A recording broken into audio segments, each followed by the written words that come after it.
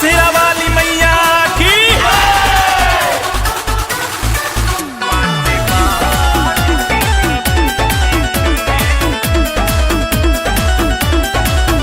पूछे बेबस एगो सेवक तो हर चरण में रोवे वाला। पूछे बेबस एगो सेवक तो हर चरण में रोवे वाला। काहे पाप के भागी बनो पानी पाप के धोवे वाला। कैसे होई पूजैया अब तोहार ये माई।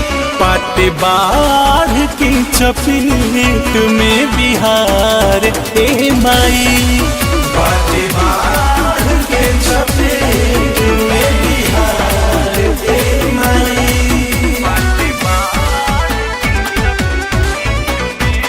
अंजना रिकॉर्ड्स।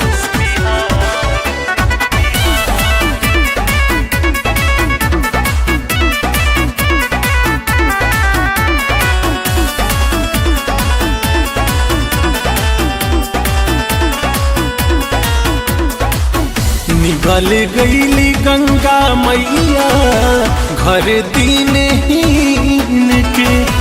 अब के सहारा बनी दुखिया बेदीन के। हाँ, निकल गईली गंगा मैया घर दिन हीन के। अब के सहारा बनी दुखिया बेदीन के। बिछड़ गईले के तने परिवार ये माई। पाटे बाढ़ के चपेट में बिहार ए माई। पाटे बाढ़ के चपेट में बिहार ए माई।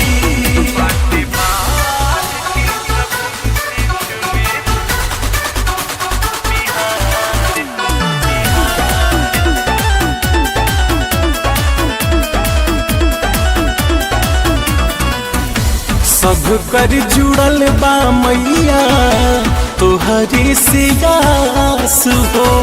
गोयल सर्वजीत के बा पूरा विश्वास हो।